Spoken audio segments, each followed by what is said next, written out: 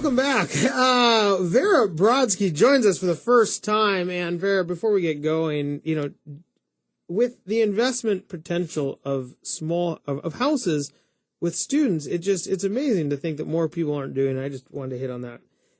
But there are other ways to invest, right, Vera? I mean, than just buying houses for students. Yes. Well, first of all, thanks for having me on the show. Well, thanks for very coming. Exciting. Yes. So a lot of investors currently are looking for deals. And to find deals, they go for short sales and bank-owned properties. And when short sales came about, I would say about 3 years ago, that's all people wanted to buy was short sales. And the banks haven't had a chance to accommodate the short sales yet. Some of them were quick to go. Some of them took a while. But it was a new market that basically interfered with the normal market that we had of owners selling their own houses. Just the traditional sales. Yes, exactly. And so with the short sales, then we started seeing bank-owned properties because some short sales that were not getting approved or not getting their offers would go back to the bank. And that would be either in lieu of foreclosure. Basically, the owner just goes back and gives the keys to the bank because they can't pay anymore. And then the other choice is foreclosure sales. So the house goes on the market and they have a bidding. And if the house doesn't sell, it goes back to the bank. It was a new market and people didn't know what to do because the short sales have been around for a couple of years and then bank-owned properties showed up. And, they always lingered in the back. But when the market was active, if somebody wanted to sell their house, they could sell a house. And it wasn't such a big share as it is now.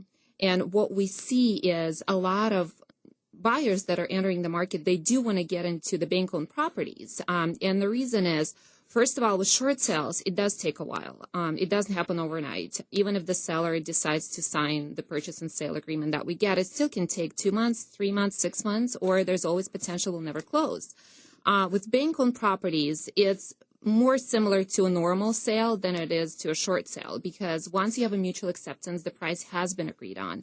So you don't have to go back and forth. You don't have to wait for another decision to come in. And you know that once you have a mutual contract, it's good to go. And you can actually close in 60 days or less, which is a standard for an industry versus a short sale, which can take 6 months. So there are a lot more bank-owned properties in the market, but it doesn't intrigue everybody, does it? I mean, isn't there still kind of a stigma to a bank-owned property or an REO? Well, I think it's actually changing now. You see a lot of people actually wanting to get into a bank-owned property versus getting into a short sale. Again, going back to the same reason is that it's going to close unless there's a major issue with the house, which is going to preclude them from getting financing.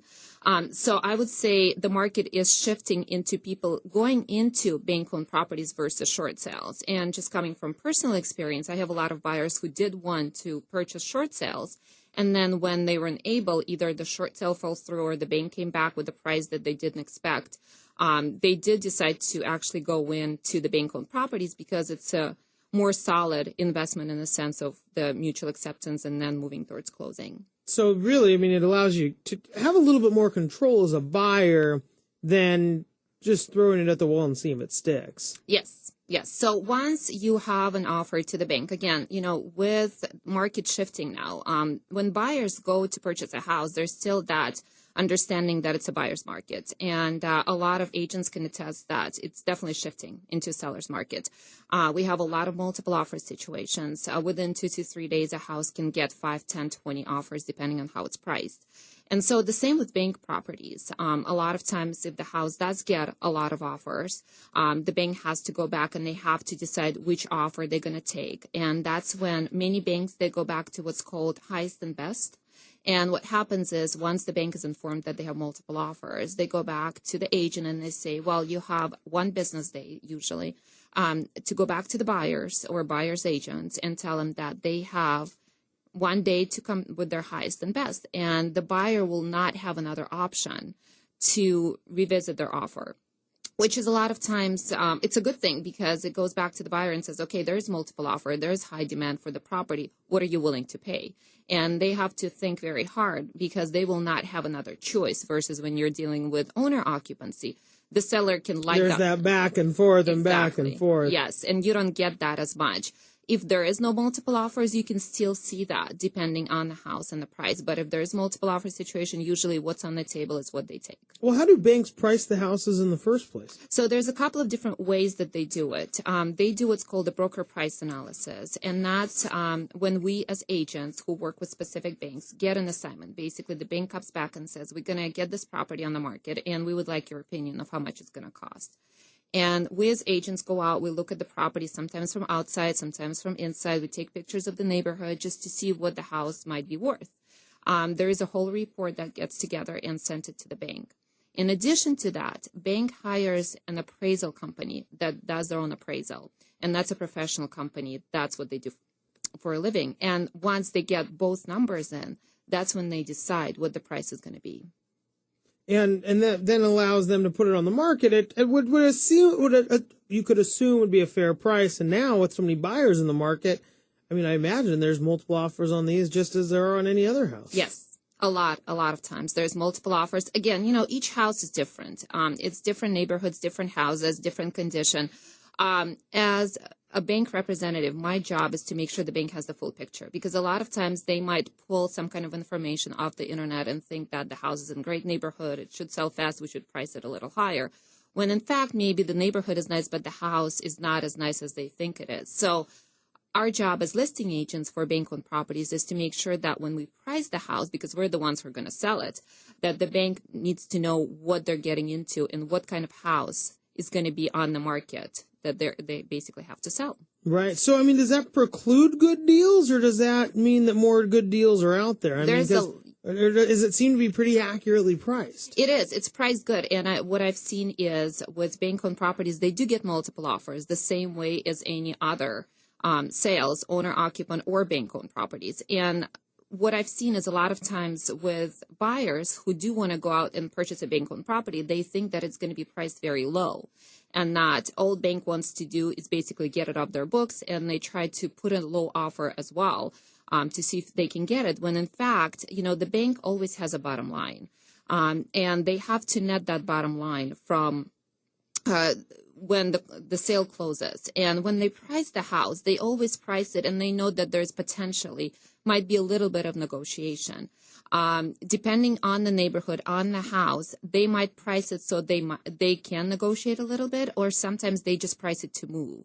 And that's when you see a lot of multiple offer situations and potentially house selling for higher than what it's listed. But there's definitely a lot of good deals out there. So then what should buyers really know about this? Because, it's not traditional, although it's becoming more. And then I want to also get your opinion if you think there's a lot more properties coming on the market that are bank owned. But before that, what are some of the things that a buyer should know before they go out and purchase a bank owned home? Well, first thing that buyer needs to know that the property is sold as is. And you try to educate the buyer, but the buyer always wants to ask for things to be fixed, especially if they do an inspection.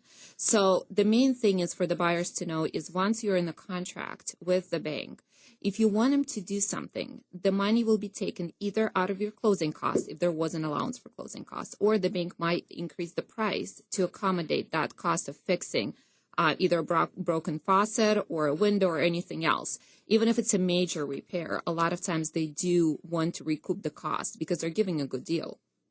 And the same thing goes that if you do want to buy the house, you have to look at it as is. So as is the main.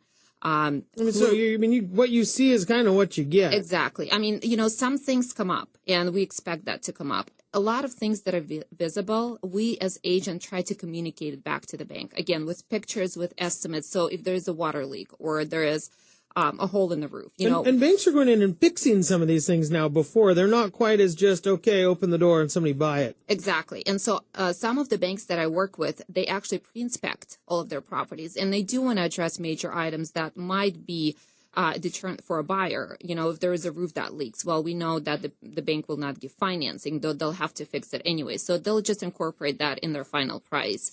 If there is a big hole in front of the house, they have to fix it. So that's a big hole. Well, there's a moat in the driveway, and people can't get to the house. You see all different things. You'll be surprised what you see. And with different houses, every house has a story. Unfortunately, the bank doesn't know the story of the house, so that's when the buyer has to do their own investigation a lot of times. But the main thing is we do try to let the bank know, especially if there's any visible challenges, that, those challenges are addressed before, or at least the bank knows about them if they do come up with the contract. Vera, we have to go to break. Again, we're here with Vera Brodsky, and just before we go, do you think there's a lot more properties? Is the shadow inventory coming, or is it not here? There is no way for us to know. And it's just an honest answer because I see the properties once they're ready to get listed. So there is no way for us to know what is up exactly. But I don't, with the way that the market is now, it's definitely turning into a seller's market. And it doesn't matter if it's a bank-owned house or it's an owner-occupied house or it's a short sale. The inventory is not as high as it used to be. And with the low interest rates and, the stock market, they want to invest into real estate because we see the prices starting to climb up a little bit. Well, Vera, we have to go to break, but stick around. We want to get some more opinions from you. Again, Vera Brodsky with Prudential Northwest Associates. We'll be right back after this break. Heather Moore is going to join us. So is everybody else. We're going to be talking more about expectations and what you can expect out there. My name is Ben Brashen. You're listening to Brashenomics.